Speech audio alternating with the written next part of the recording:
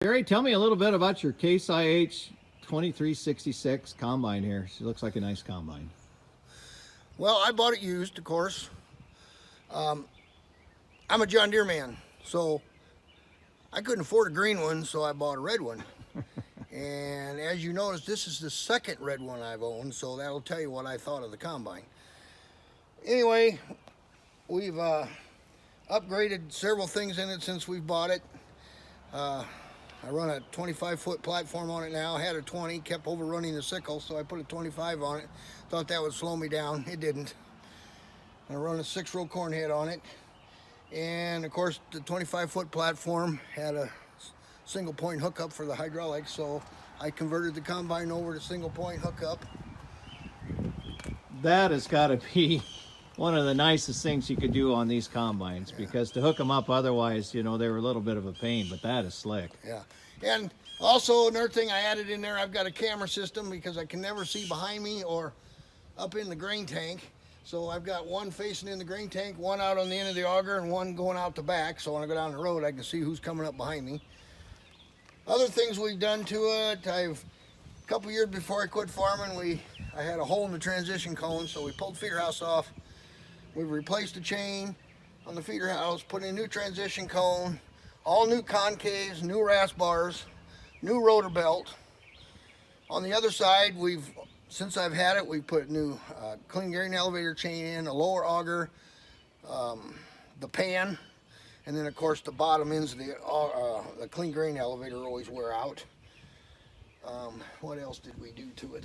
I put a new elbow on the unloading auger, so that's been replaced. Your sieve? Sieve, yep. I replaced. If you've got an international combine, you know damn well after it gets a little age to it, them sieves, they don't like to move. Well, mine started wearing through and the pieces were falling. So instead of buying a international sieve, I bought a Llewellyn sieve, and they've got plastic bushings in the sieve, so it adjusts so much easier. The only drawback to it is the levers on the inside. You can't adjust it from the outside of the combine, but most of the time with international, once you set the sieves, it doesn't matter what the hell's happening. It'll work. They're just ready to roll. Yeah. Yeah, these combines are very easy to run, very easy to set. Usually once you get them set, you hardly got to change anything. Mentioned the camera system. I think other than that, I mean, she really is ready to roll. One thing I'd like to just add in here is Gary also is a mechanic, worked on all my tractors before he retired. Green tractors, yes, green.